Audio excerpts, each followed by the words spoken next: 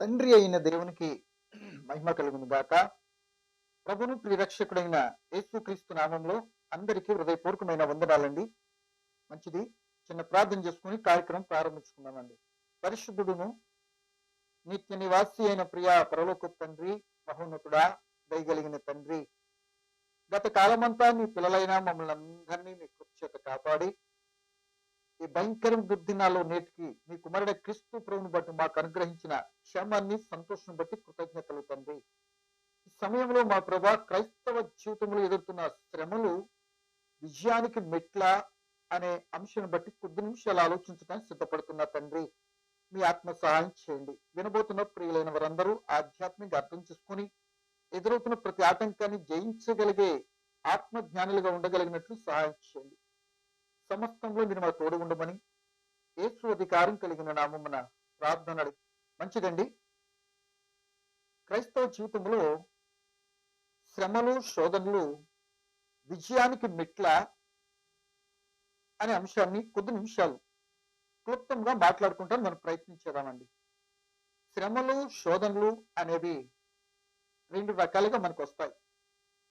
ఒకటి, మనిషి తను చేసుకున్న దానికి తప్పనిసరిగా చేసుకున్నటువంటి కార్యానికి, పనికి తప్పనిసరిగా కొన్ని శ్రమలు వస్తాయి. ఒకటైతే. రెండు, ఒక క్రైస్తవుని జీవితంలో విశ్వాసానికి పరీక్షగా వస్తాయి. ఆ పరీక్షలో నెగ్గితే ఉన్నత దర్శనానికి వెళ్ళటానికి అవి మెట్లుగా ఉపయోగపడుతుంది. మన విశ్వాసపు పరీక్ష అయిన శ్రమలు అనే సంగతి ఎప్పుడు మర్చిపోకూడదు. యేసు ప్రభు అన్నారు, ఈ లోకంలో శిష్యులతో చెప్పిన మాట ఏమనంటే, యోహాను సువార్త 16వ అధ్యాయము 33వ వచనమండి. లోకంలో మీకు శ్రమ కలుగును, అయినను ధైర్యం తెచ్చుకొనుడి, నేను లోకము జయించి ఉన్నాను అంటున్నాడు. అంటే లోకంలో మీకు శ్రమ కలుగుతుంది, ధైర్యం తెచ్చుకోండి. ఎందుకంటే అదే లోకము నాకు కూడా శ్రమలు కలిగించింది, నేను జయించాను. కనుక మీరు జయించాలి అంటే ధైర్యం తెచ్చుకుని నన్ను చూడండి, నేను ఎలా జయించానో చూడండి. నేనే తప్పు చేస్తే రాలే శ్రమలో, నేను మంచిగా చేశాను, నీతిగానే బ్రతికాను, యథార్థతగానే జీవించాను, నీతి బోధలో లోకానికి చెప్పాను. ఊరుకుందా ఏంటి లోకం? కనుక ఆ నీతి బోధల ద్వారా మీరు బ్రతుకుని మార్చుకోవటం సరికదా. ఆ నీతినే చెప్పొద్దు అనుకుని ఆ యేసు ప్రభునికి ఎన్నో శ్రమలు కలిగించినట్లుగా లోకం మనకు కనబడుతుంది. కనుక ఆయన చెప్పిన మాట, లోకంలో మీకు శ్రమలు వస్తాయి. తప్పనిసరిగా నువ్వు ఎవడైనా క్రైస్తవుడందుకు శ్రమ అనుభవించాలి అని పేతురు 4:16 చెప్పాడండి. సద్భక్తితో బ్రతకను ఉద్దేశించితే హింస పొందాలి అంటాడు తిమోతి గారండి. ఈ రెండు మనకు కొద్దిగా ఆలోచించదగ్గ విషయాలు.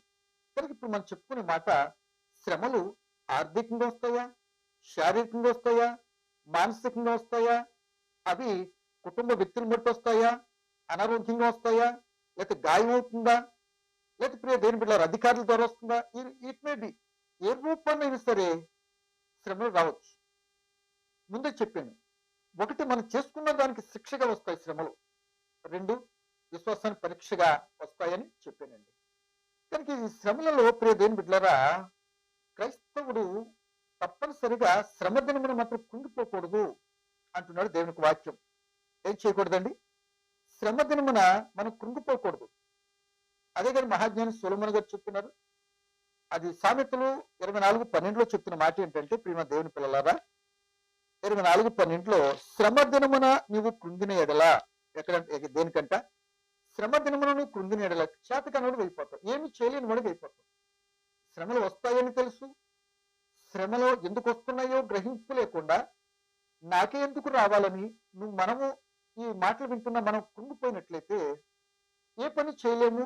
ప్లస్ ఆ శ్రమ తప్పించేటటువంటి ఆయనకు మనం చెప్పుకోలేం కనుక, ప్రార్థన చేయలేం కనుక, ఆ శ్రమలో కృంగిపోతే అటు శ్రమను తప్పించబడలేము, ఇటు ఆ బాధను ఓర్చుకోలేము, మధ్య రకం నలిగిపోతూ కృంగిపోతాము అని బైబిల్ చెప్తుంది. అంటే శ్రమ దినమును కృంగిపోకూడదు. అంటే శ్రమలు కృంగు చేయటానికి వస్తాయి. ఆ కృంగిపోతున్న పరిస్థితుల్లో మనం ఏం చేయాలంటే, కృంగిన వారిని లేవనెత్తగలిగినటువంటి వారు, పడిపోయినటువంటి వారిని ఉద్ధరించగలిగినటువంటి దేవునికి మనం ఏం చేయాలంటే, ఆ శ్రమల్లో కూడా మనం ఏం చేయాలి, దేవునికి మనం మొరపెట్టుకోనాలి, చెప్పుకోనాలి. అంతేగాని కృంగిపోకూడదని వాక్యము మనకి జ్ఞాపకం చేస్తుంది. బాగా గమనించండి ప్రియ దేవుని పిల్లలరా. దేవుని దగ్గర నుండి కూడా మనకి కీడు మేలు కూడా దేవుని దగ్గర నుండి వస్తాయండి. ఎందుకు అనుమతిస్తాడు అంటే తప్పనిసరిగా తన పిల్లలైనటువంటి వారు ఒక పరీక్ష గుండా వెళ్ళాలి. ఎక్కడే సరే ఈ లోకంలో దేనికైనా పరీక్ష ఉంటుందండి.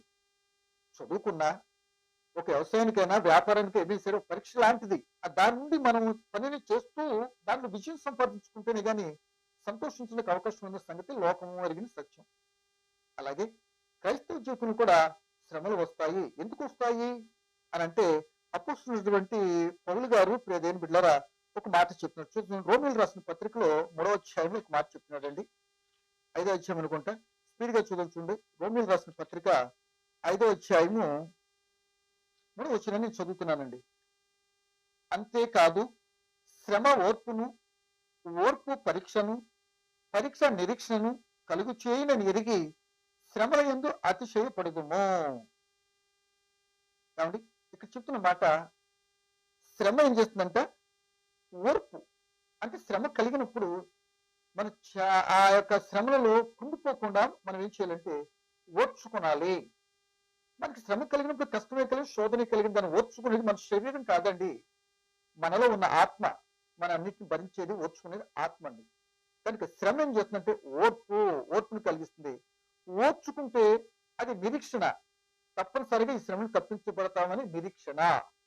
అంటే ఎదురు చూస్తాం, తప్పనిసరి తప్పించబడతాము, నేను ఓర్పుతో ఎదురు చూస్తున్నాను అని అర్థం. ఇది మన అతిశయమై ఉండాలి, ఇది మన అతిశయము అంటున్నాడు. కనుక అంటే పరీక్ష అంటే ఓర్పు పరీక్ష నిరీక్షణ కలిగి చేయని ఎరుగుదుము. వీటి ఎందు మనకు అతిశయము అంటే తప్పనిసరి తప్పించబడతాను ఒక నమ్మకం మనకు కలిగి ఉండాలి. అలాగే మీరు చూసినట్టు ఇంకో మాట చూసినట్లయితే 8వ అధ్యాయం దీంట్లోనే ఇప్పటి కాలపు శ్రమలు కూడా ఎన్నదగినవి కావు అంటున్నాడు. బాగా గమనించండి, ఇప్పటి కాలపు శ్రమలు ఎన్నదగినవి కావు అని అంటున్నాడు. కనుక ప్రియ దేవుని పిల్లలారా, దేవుని బిడ్డలు శ్రమలు ఎందుకు వస్తాయి అని అంటే ఓర్పును బయట పెట్టడానికి, లేకపోతే మనకు నిరీక్షణ అది స్వస్థపరిచేటువంటి వైపు ఆయన ఎదురు చూడటానికి. అది ఒక పరీక్ష, అది మన పాస్ అవ్వాలి ఓర్పుతో నిరీక్షణతో అని ఈ మాటను బట్టి మనకు అర్థమవుతుంది. ఇదే మాటను యాకోబు గారు ఏం రాశారంటే, యాకోబు రాసిన పత్రికలో మీరు చూసినట్లయితే ప్రియ దేవుని పిల్లలారా, యాకోబు పత్రిక మరి 1వ అధ్యాయంలో మనం చూస్తే అక్కడ చక్కటి మాట మనకు కనపడదండి. యాకోబు రాసిన పత్రిక 1వ అధ్యాయము 2వ వచనంలో ఒక మాట అంటున్నాడండి. ఏమని? ఈయన కూడా ఆ పౌలు గారు చెప్పిన మాటనే చక్కగా వివరణాత్మకంగా మరొక రకంగా రాశాడండి. సహోదరులారా, యాకోబు రాసిన పత్రిక 1వ అధ్యాయం 2వ వచనం అండి. సహోదరులారా, మీరు మీ విశ్వాసము కలుగు పరీక్ష ఓర్పును పుట్టించునని ఎరిగి మీరు నానా విధమైన శోధనలో పడినప్పుడు అది మహా ఆనందముగా ఎంచుకునుడి. అది మనం చేసుకున్నాలట. ఇది విశ్వాసము పరీక్ష కలిగప్పుడు విశ్వాసము పరీక్ష ఓర్పును పుట్టిస్తుంట. అంటే విశ్వాసానికి ఏముంది? పరీక్ష. ఆ పరీక్ష నిగ్గేము అనటానికి ఒక సాధనం ఏంటి? ఓర్పు. కనుక ఇందును బట్టి విశ్వాసానికి నానా విధమైన శ్రమలు వస్తాయి, అది ఆనందంగా ఎంచుకున్నాలట. ఇదేంటండి శ్రమలు ఆనందం ఎంచుకోవద్ది? అన్ని పరిస్థితుల్లో పౌలు గారు ఏమంటాడు పిపి పత్రికలో, ఆనందించుడి. ఎప్పుడు?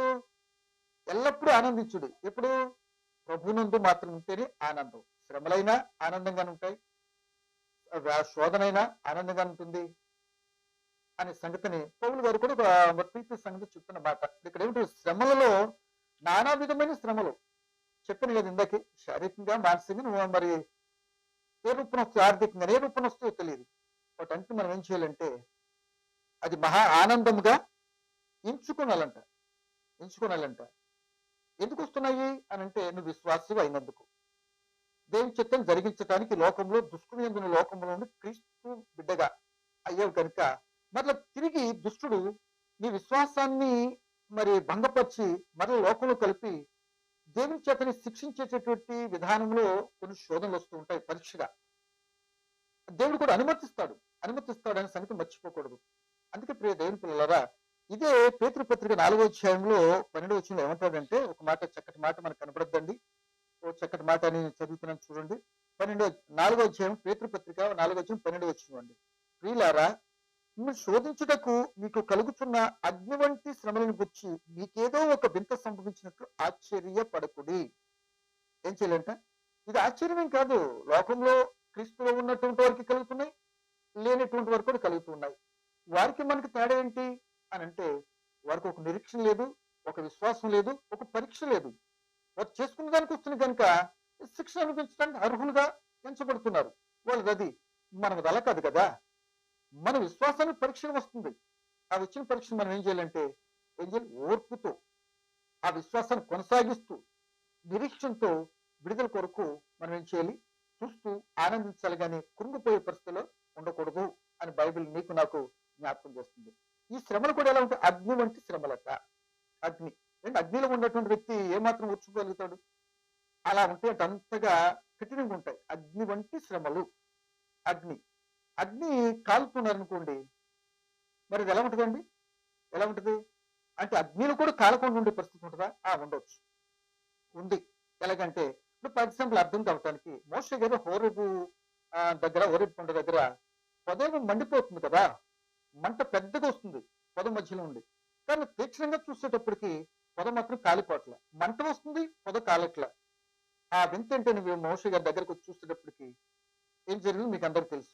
అక్కడే మోషే గారి యొక్క జీవితం టర్న్ ఓవర్ అయినట్లుగా, ఆ జీవితాన్ని గొర్రెలు కాసే స్థితిలో నుండి తర్వాత ఎక్కడికి ఇసలు నడిపించే నాయకుడి కావటానికి అక్కడ కనబడుతున్నటువంటి ఒక సూచన, ఒక దర్శనం.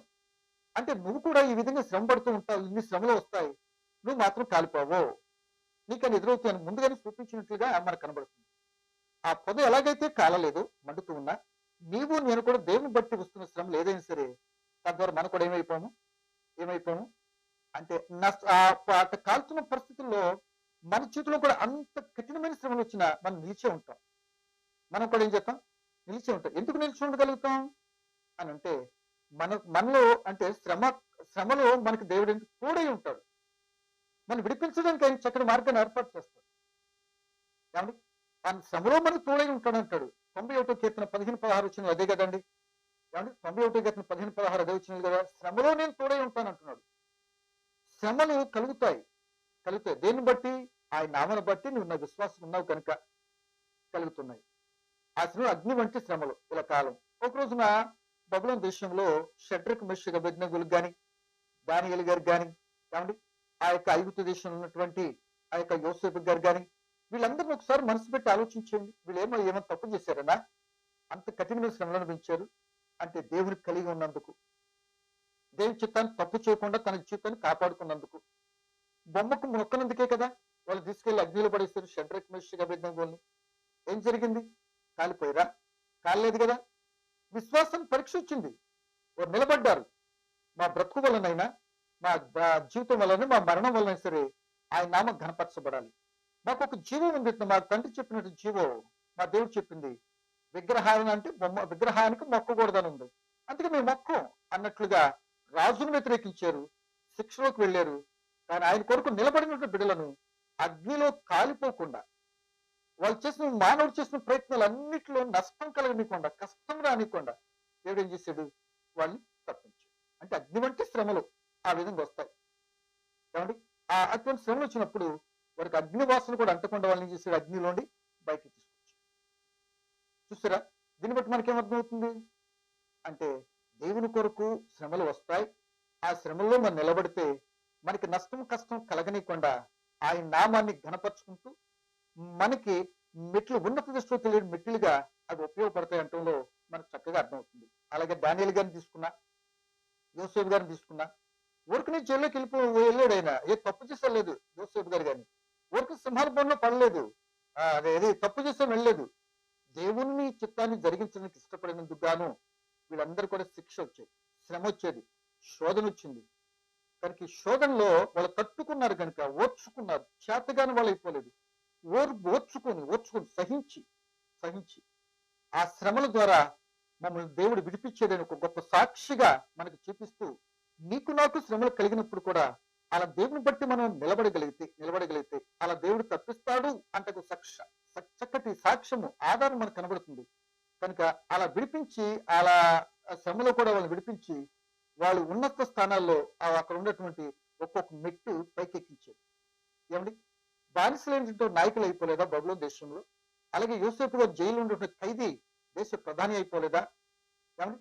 అలాగా శ్రమలు ఒకటి ఏంటి, విశ్వాస జీవితం పరీక్షకు వచ్చేవి ఆ ఒక్కొక్క మెట్టిగా ఉన్నత దృష్టిలోకి వెళ్ళటానికి అవి శ్రమలుగా వస్తాయి. అప్పుడు మనం తట్టుకోనాలి. కుంగిపోయేటువంటి వ్యక్తులుగా మనం ఉండకూడదు అని ప్రభుని బట్టి నేను మీకు జ్ఞాపకం చేస్తున్నానండి. శ్రమ రాలేదనుకోండి, శ్రమ రాకపోతే త్రోవ విడిచి వెళ్ళిపోతాం. కీర్తనకారుడు ఏమంటున్నాడు, 19వ కీర్తన చెప్తున్న మాట ఏంటంటే, ప్రియమైన దేవుని పిల్లలారా, అక్కడ పలుకుతున్న మాట 19వ కీర్తన 67వ వచనంలో ఏమంటాడంటే, శ్రమ కలుగక మునుపు నేనేం చేసింది, త్రోవ విడిచితిని. ఏంటంటే శ్రమ కలగలేదనుకోండి, అన్ని సుఖాలే ఉన్నాయి అనుకోండి, ఉండవు. అన్ని సుఖాలే ఉండవు, అన్ని కష్టాలే ఉండవు. మిళితం మిళితం అనే సంగతిని మనందరికి తెలిసిందే అనుకోండి. ఇక్కడ ఒక వ్యక్తిని గురించి కీర్తనకారుడు చెప్తున్న మాట ఏంటంటే 119:67 అండి. శ్రమ కలగక మునుపు నేను త్రోవ విడిచితిని, ఇప్పుడు నీ వాక్యం అనుసరించి నడుచుకుని చున్నాను అంటున్నాడు. శ్రమ లేకపోతే దారి తప్పిపోతాం. ఇంకా శ్రమ లేదు కదా, అంతా సుఖమే. సుఖమైన పెంచుతుంది, చక్కటి సుఖరోగాలు రావచ్చు. సుఖమైనటువంటి దాని కొరకు పరుగులు తీసి కష్టమైన దాన్ని తెచ్చుకోవటం పెద్ద కష్టమే కాదుగా అన్నట్టుగా కనబడుతుంది. అంటే దారి తప్పిపోతారు. అన్ని సుఖాలు ఉంటాయి, కష్టం ఉంటే దేని వైపు చూస్తారు కదండి. అందుకే కదా కనుక ఇక్కడ చెప్తున్నా, అదే 71 వచ్చిన ఏమంటున్నాడంటే, నేను నీ కట్టడలు నేర్చుకున్నట్లు శ్రమ నుండి ఉండుట నాకు మేలు. అంటే శ్రమ నుండటం కారణంగా ఇంకేమొచ్చిందంటే మేలు వచ్చిందంట. ఎప్పుడైనా గమనించారా, నా మేలు కొరకు ఈ కష్టాలు వచ్చినాయి, నా మేలుకాలకి ఈ శోధన వచ్చినాయి అనుకున్నారు ఎప్పుడైనా?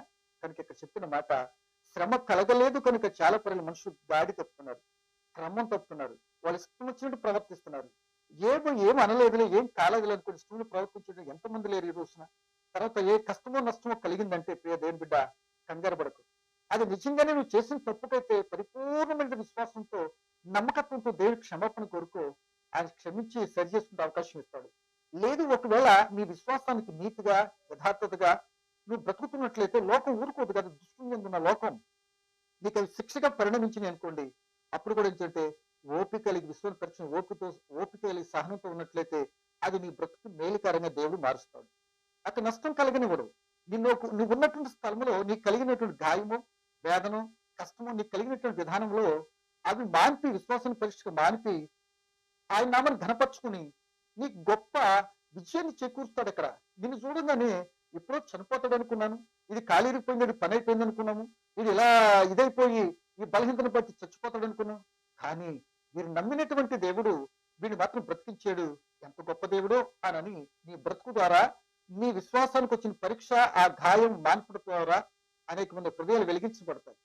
అనేక మంది క్రీస్తుని రక్షణలోకి మళ్లించబడటానికి తప్పనిసరిగా మరి విశ్వాసానికి పరీక్ష కలిగినప్పుడు అట్లాంటి కార్యాలు చూసిన వాళ్ళు అంటారు, మనం కూడా విజయానికి ఒక్కొక్క మెట్టు ఎక్కడానికి అవకాశం అని బైబిల్ బట్టి మనం ఆలోచిస్తున్నాం. అది అదే స్ట్రాటజీ మిషన్ జరిగింది. సో ఫర్ ఎగ్జాంపుల్ యోబు గారిని తీసుకోండి. ఆ జీవితం ఎన్ని శోధనలు, ఆర్థికంగా, శారీరకంగా, మానసికంగా కుంగిపోయాడు కదా. ఏ తప్పు చేయలేదైనా, నీతిమంతుడు, యథార్థవంతుడు, దేవుని చేత మంచి సర్టిఫికెట్ పొందిన వ్యక్తి కదండి. ఆయనకి ఎందుకు వచ్చిన శ్రమలు? భార్య చీకొట్టింది, బిడ్డలు చనిపోయారు, ఆస్తిని కోల్పోయాడు.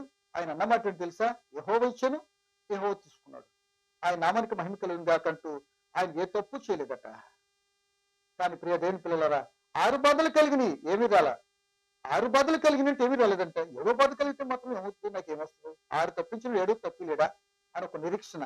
ఇట్టి మాట కానీ ఒకసారి మనం మన జీవితంలోనే అన్వయించుకుంటే ఎన్ని కష్ట నష్టాలను దేవుడు తప్పించలేదు మన బ్రతుకులు.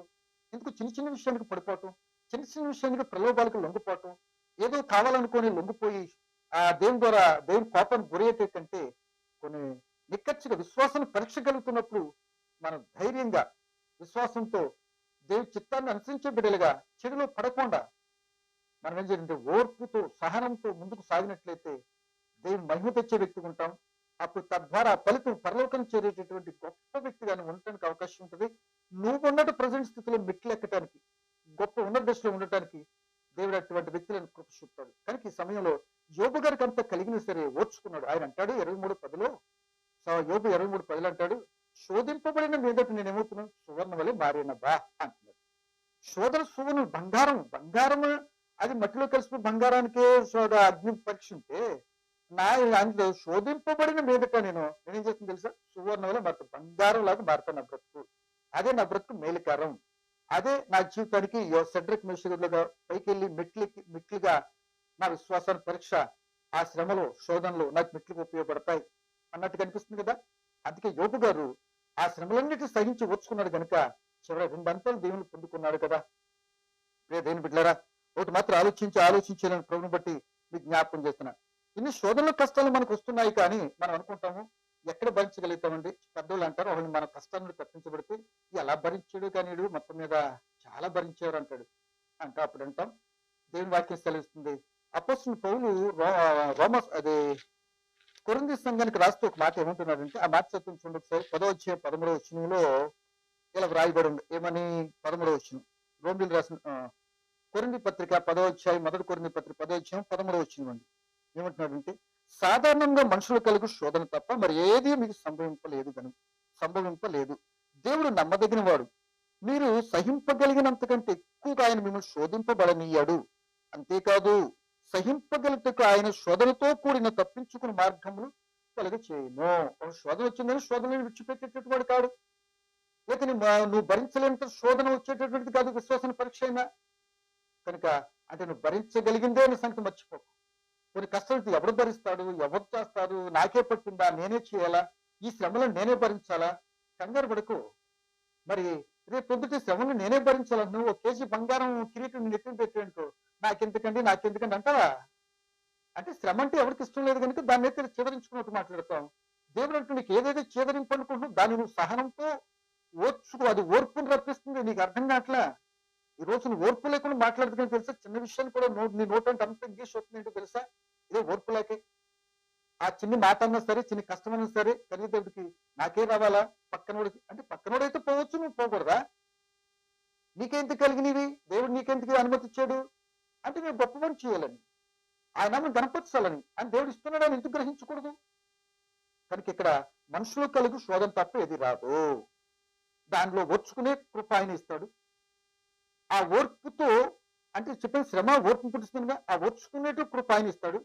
అట్ ద సేమ్ టైం దాన్ని తప్పించుకుని వీలు కలిగి మార్గాలు కూడా ఆయన ఏర్పాటు చేస్తాడు. ఎప్పుడు నీ శోధన కలిగినప్పుడు ఆ శోధనలో నువ్వు ఓర్చుకొని ఉంటే వీలు కలిగే మార్గాలు వచ్చేంత వరకు ఉండాలి. అంతేగాని తొందరపాటు చర్యల్లో ఈలోపు కష్టాన్ని బట్టి మనుషులు నమ్ముకుంటూ, రాజులు నమ్ముకుంటూ, యాజకులు నమ్ముకుంటూ, మనకుంటే ధనాన్ని నమ్ముకోవటం, అధికారులను, పదవులు, ఇవన్నీ దేని బిడ్డలారా ఎందుకు పనికిరావు. నీకు ఉన్న కష్టంలో నిన్ను ఆదుకోలేవు, నీ కష్టం తీయలేవు. ఏమండి? తీయలేవు. కానీ వాటిని కానీ నమ్ముకోవలసింది. ఆ కలిగినట్టు ఆ శ్రమలో అప్పుడు ఏం దేవుని మీద ఆధారపడాలి. వీలు కలిగి మార్గాలు ఆయన ఏర్పాటు చేసిన సంగతిని తప్పనిసరిగా మనం ఆలోచించాలి.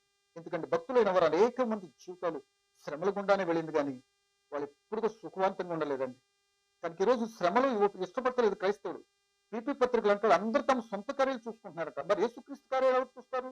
యేసుక్రీస్తు కార్యాలు చూస్తే శ్రమ పడాలి కదండి, కష్టం పడాలి కదండి, శోధింపబడాలి కదండి. ఇవన్నీ నాకెందుకండి అన్నట్టుగా అనేక మంది దేవుని పిల్లలు క్రైస్తవులకు శ్రమను అనుభవించాలి, శ్రమలు వస్తాయి అంటే మాకు ఏది వద్దని వాళ్ళు సొంత పనులు చూసుకుంటూ సొంతాన్ని బట్టి శ్రమలు తెచ్చుకుని దేవుని కోపానికి గురైపోతున్నాడు ఈరోజు మనిషి. ఏమంటే మీకు ప్రశ్న అడిగినా, ఈరోజు దేవుని సువార్త చెప్పేటప్పుడు కానీ దేవుని గురించి కానీ ఏదైనా ఒక్క మాట ఏదైనా పడ్డారా? ఏమన్నా ఒక్క మాట అనిపించుకుంటాకి ఒప్పు పట్టారా? సరే మీ అంటే యేసు ప్రభు కొండ మీద ప్రసంగం అంటాడు, మిమ్ములను నా నిమిత్తము మీకు అబద్ధంగా చెడ్డ మాటలు పలికినప్పుడల్లా, మీరు దూషించి నిందించినప్పుడు మీరు ధన్యులు అవటానికి ఇలాంటి శ్రమలు కష్టాలు వస్తున్నాయి. మీ ఓర్పును బయటపెట్టడానికి మీరు శ్రమ కలిగి ఉండలేదు పరీక్షకి అని దేవుడు అంటుంటే అదేం మాట నేను ఒప్పుకొని తెలుసా? అసలు ఒకసారి నేను బైబిల్ పక్కన పెట్టినట్టు ఏంటో తెలుసా? మరి అంత పక్కన పెట్టాడు ఇక్కడ రావటం ఎందుకు అబ్బా? ఏమండి? కరెక్ట్ కాదు కదా. ఒకసారి పెద్ద మనసుతో ఆలోచించాలని ప్రేమతో మీరు తెలియపరుస్తున్నారు. అవి మన యొక్క విశ్వాసాన్ని భ్రష్టత్వంలోనికి నెట్టుతూ తద్వారా దేవునికి అవమానం కలిగించే పరిస్థితిని మనమే తెస్తున్నామండి అని ఆలోచించాలని ప్రేమ బట్టి మీకు జ్ఞాపకం చేస్తున్నాను. కనుక ఇక్కడ మాట్లాడుతున్నది అంటే సొంత కార్యాలు చూసుకొని కష్టం తెచ్చుకుంటుంది. కానీ యేసు ప్రభు ద్వారా ఏం కష్టపడ్డావు? ఒక రక్తం బొట్టు ఖర్చావు, చెమట బొట్టు ఖర్చావా? ఏమండి? అందరూ అన్నట్లే, కొందరు లేకపోలే, కొందరు బట్టి ఈ రోజు నువ్వు నీ పచ్చకున్నాం. కనుక మనం అందరం కూడా ఏం చేద్దాం? విశ్వాసం కలిగి పరీక్ష ఓర్పుతో జయించాలి అనే సంగతిని మనకు జ్ఞాపకం చేసిన భక్తులైన వారు అలాగెళ్ళారు. ఒకసారి పౌలు గారిని మనం జ్ఞాపకం చేసుకుంటే దేని బిడ్డారా, ఆయన పడిన కష్టం 1, 2, 3 అండి బైబిల్ చరిత్రలో. 2 కొరింథీ పత్రిక 11వ అధ్యాయం 23 చదివితే ఆకలి దప్పులతో, దిగంబరత్వంతో, దొంగల వలన అనేక రకాల భయంకరమైన శ్రమలు అనుభవించి శ్రమల గుండా తన జీవితం నడిపించి, పోరాటాలు కూడా తన జీవితం నడిపించి నేనేం చేస్తాను? నా విశ్వాసాన్ని కాపాడుకున్నాను అంటాడండి. అదే కదా ఆ మాట చదివాకొని ఇక్కడ పక్కన ఉన్నాం కదా, ఈ పుస్తకంలో 11వ అధ్యాయం కొరింథీ 11వ అధ్యాయం 23 ఒకటి రెండు మాటలు చదువుకుంటూ వెనకాల భాగానికి వెళ్తానండి. వెర్రివాని మాట్లాడుచున్నాను, నేనును మరి ఎక్కువగా క్రీస్తు పరిచారకుడను, మరి విశేషంగా ప్రయాసపడుతుని, అనేక పర్యాములు శరసాలలో ఉంటుంది, అపరిమితమైన దెబ్బలు తింటిని, అనేక మార్లు ప్రాణాపాయంలో ఉంటుంది, యూదుల చేత 5 మార్లు ఒకటి తక్కువ 40 దెబ్బలు తింటిని, ఇలా దొంగల చేత ఎన్నో చెప్పుకుంటూ వచ్చి పెద్ద లిస్ట్ అంతా మీరు ఇంటికి తర్వాత చదువుకోండి, పేజీ తిప్పానండి. తర్వాత ఏమంటాడంటే కష్టములతోనూ జాగరములతోనూ ఆకలి దప్పులతోనూ తరచుగా ఉపవాసంతోనూ చలితోనూ దిగంబరత్వంతోనూ ఉంటుంది, ఇంకనూ చెప్పవలసిన అనేకులు ఉన్నవి, ఇవి కాక సంఘములన్నింటిని గురించి చింత నాకు కలదు. ఆ భారం అంటే ఏమంటున్నాడు అంటే ఇన్ని శ్రమలు ఎందుకు పడ్డాడైనా? తన విశ్వాసాన్ని ఏం చేసి తెలుసా? కాపాడుకున్నాడు. ఆ శ్రమలు ఓర్పును సహనాన్ని చూపించాడు కనుక అదే దాని ఆ చూపించిన విషయాన్ని ఆ తిమోతి పత్రికలో ఏం చెప్తాడంటే ప్రియ దేవుని బిడ్డల 4వ అధ్యాయము 2 తిమోతి 4వ అధ్యాయంలో ఏమంటాడంటే 6వ వచనం అనుకుంటే ఏమంటాడంటే అక్కడ నా విశ్వాసం నేను వెడలిపోయి ప్రాణార్పణంగా పోయబడుచున్నా, నేను వెడలిపోయి కాలం సమీపమైనది, మంచి పోరాటం పోరాడుతున్న నా పరుగు కడముట్టించింది, నీ విశ్వాసం కాపాడుకుంటుంది, ఇక మీదట నా కొరకు నీతి కిరీటం ఉంచబడి ఉన్నది, ఆ దినమందు నీతి గల న్యాయాధిపతి అయిన ప్రభు నాకు మాత్రమే కాకుండా తన ప్రత్యక్షను అపేక్షించి వారందరికీ అనుగ్రహించును. ఆయన చెప్పినట్టు చూడండి, ఇన్ని శ్రమలు పడ్డా, నేను శ్రమలో కుంగిపోలేదు, నన్ను దేవుడు ఇచ్చిపెట్టేసాడు అనలేదు, ఇంకా నా పని అయిపోయింది, ఇక ఎవరు నాకు సహాయం చేసేవాడు లేరు అని అనలేదు. అంటే లోకంలో శ్రమ నాకు తెలుసు, శ్రమ పట్టడానికి నేను ఒప్పుకున్నా, అసలు నాకు ఆయన చెప్పినప్పుడు నువ్వు శ్రమ అంటే ఏంటో చూపిస్తానికి నేను ఏర్పాటు చేసుకున్నా అన్నాడు కదా. అట్టి శ్రమలన్నీ కూడా భరించాడు, విశ్వాసాన్ని కాపాడుకున్నాడు కనుక ఆయన నెత్తి మీదకి ఏం చేసి తెలుసా? కిరీటం వచ్చింది. ప్రియ దేవుని బిడ్డ, మరి ఇది ప్రమోషన్ కదా. ఎక్కడైనా సరే విరికింపబడుతున్న ఎన్ని శోధనలు కలిగినా సరే నష్టం మాత్రం కలగల. జైల్లో ఉన్నప్పుడు నష్టం కలిగింది ఆయనకి, పాటలు పాడే జైలు పునాదులు పగిలిపోయినాయి కదా. ఒక్కడి కాదండి, కానీ క్రైస్తవ జీవితం అంతా కూడా పోరాటంతో కూడింది. యుద్ధ రంగంలో ఉన్నాము, యుద్ధ రంగానికి ఉన్నటువంటి ఇప్పుడు ఎలర్ట్ గా ఉండాలి. అంటే విశ్వాసం విధానంలో మెలకు కలిగి రక్షణ కాపాడుకుంటంలో, దేవుని చిత్తం జరిగించడంలో, లోక విషయాలు విడిచిపెట్టుకుంటంలో, ఆయన రాకడికి కనిపెట్టి మెలకు కలిగి ఉండటంలో, ఇవన్నీ కూడా మనం ఎలర్ట్ గా ఉంటూ విశ్వాస జీవితాన్ని కాపాడుకుంటూ మనం ఏం చేయాలంటే ప్రియ దేవుని బిడ్డలారా, ఈ పందెంలో ఓపికతో వెళ్ళేటటువంటి కృప కలిగిన వారుగా మనం ఉండాలి. అప్పుడు మాత్రమే పౌలు లాంటి ఆ కిరీటాన్ని పొందుకోవడానికి అవకాశం ఉంది. కనుక శ్రమల గురించి కంగారు పడకండి. నాకే జరిగింది, ఒక శ్రమ కలగకపోతే నేను ఏదో ఎరగదీసేదును, శ్రమ కలగబట్టి అయిపోయాను, కంగారు పడకు. రేపు ఆ శ్రమ నుండి బయటపడిన తర్వాత ఏం ఎరగతీతావో చూసుకో. మాట అర్థమైందండి. ఒకళ్ళు ఈ గాయం కలిగింది కదా అనుకో, నేను లేకపోతే ఎంతో చేసేది ఏదో చేస్తుంది, నిజమే కాదంట్లా, కానీ ఎందుకు పెట్టాడు? ఈ చిన్ని గాయం ఎందుకు పెట్టాడు? పెద్ద ప్రమాదం తప్పించి నువ్వు ఇక్కడ ఉండని బుద్ధి తెచ్చుకొని నీ శ్రమను మేలుకరంగా మార్చుకొని ఇక రాబోతున్న దేవుని కొరకనే కష్టపడతావని. ఒకళ్ళు లోకంలో నీ ఇష్ట కొరకు బ్రతికి శ్రమ తెచ్చుకున్నావేమో, ఇప్పుడు దేవుని కొరకైనా మేలుకరంగా మార్చుకొని ఆయన పని చేస్తామని ఇచ్చేదేమో, ఎందుకు అనుకోకూడదు? ఏమండి, నాకు చాలా మంది వచ్చి మన కూడా కుంగ తీస్తూ ఉంటారు, అమ్మో దేవుడు నీకు ఎలాగే చేసాడా. అయ్యి నమ్మకండి, పర్వాలేదు, ధైర్యంగా ఉండండి. దేవుడు కృప చూపుతాడేంటే మనం ఎంకరేజ్ చేయాలి. కనుక ఈ సమయంలో నేను చెప్పే ఇంకొక మాట ఏంటంటే, శ్రమలు క్రైస్తవ జీవితం తప్పనిసరిగా వస్తాయి. ఆ శ్రమలలో ధైర్యంగా ఉందాం. అది విశ్వాసాన్ని పరీక్షకొచ్చే శ్రమలు కనుక ఆ శ్రమలలో మనం కుంగిపోకూడదు, శాతకం అయిపోకూడదు. శ్రమలో దేవుడు తోడుంటాడు, విడిపిస్తాడు. అలా భక్తులైన వారందరిని విడిపించి సంతోషం చేస్తాడు. నిన్నెందుకు విడిచిపెడతాడు అండి? నీ కొరకు తండ్రి దేవుడు తన కుమారుణ్ణి ప్రాణాన్ని బలి ఇచ్చినటువంటి ఆయన నీకు నా కష్టం కలిపే ఎందుకు విడిచిపెడతాడు? ఆయన తోడు ఉంటాడు, విడిపిస్తాడు. కంగారు పడకండి. కనుక నాకే కలిగింది అన్నట్టుకండి. ఇంకా ప్రియ సోదరుడా, సహోదరి, ఇంకా నీ శరీరంలో కష్టాలు శోధనతో వెళ్తున్నాను, నా బ్రతకం ఎలాగైపోతుంది అని కంగారు పడిపోకు. ఇప్పుడు పాఠం నేర్చుకో. తప్పనిసరిగా ఈ శ్రమలు నేను ఓర్చుకుంటాను, ఆ దేవుని ఆ కష్టాలు కూడా మహింపరుస్తాను, గొప్ప విజయాన్ని ఆయన ద్వారా పొందుకుంటాను, నష్టం కలగకుండా ఒక విజయాన్ని పొందుకుంటాను అనే నిరీక్షణతో మనం ఉండాలి అని ప్రేమతో చెప్తున్నాను. మీకు వస్తే తెలుస్తుందని అంటారా? అవును, నేను చెప్తున్నాను, ఎట్లాంటి నో విషయం అనుభవించి ఇదిగో ఈ విధంగా తయారయ్యా. ఇంకేదైనా వస్తాను భయమే లేదు, ఇంకా వచ్చిన వందనాలు, రాకపోయినా స్తోత్రాలు అని ఒక నిరీక్షణ అయితే నాకుంది. ఎందుకో తెలుసా? ఎన్నో అనుభవించుకొచ్చినప్పుడు నాకేంటండి, ఇట్లా 6 బాధలు కలిగి 7వ బాధ వస్తే ఏం చేస్తుంది? ఒకవేళ దానితోనే దేవుడు చిత్తం ముగించాలనుకోండి, సంతోషం వెళ్ళిపోతాం. ఆ నిరీక్షణ ఉండాలండి. కనుక అటు కృప, మరి ఈ శ్రమలలో మనం వెళ్తున్న క్రైస్తవ జీవితంలో కుంగిపోవద్దు, నాకెదిరిందని అనుకోనొద్దు. పరీక్ష వస్తున్నాయి, ధైర్యంగా ఉండండి. ఒక ఎత్తు. ఇంకా నువ్వు రక్షణ పొందిన వ్యక్తిగా కష్టాలు శోధనలో నువ్వు పడుతున్నట్లయితే మరింత ఆ ప్రమాదం మరింత సంకటపడే స్థితిలోకి వెళ్ళిపోయి నీకున్నదంతగా ఊడ్చిపెట్టక క్రితమే సోదరుడా సహోదరి, ఆ పరిస్థితుల్లో ఇప్పటికైనా బుద్ధి తెచ్చుకొని క్రీస్తుత్వం సొంత రక్షణకు అంగీకరిస్తే ఒక కష్టాలను తప్పించబడి రక్షింపబడిన వాడిగా ఉంటూ ఆయన చిత్తానుసారంగా ఆ క్రీస్తుని కలిగి సంతోషించే భాగ్యంలోనికి వస్తే ఒక తదుపరి క్రీస్తు ద్వారా వచ్చిన ఈ పరిస్థితుల్లో ఆయన విడిపిస్తున్న నిరీక్షణతో ముందు సాగిపోయే బిడ్డగా ఉండొచ్చు.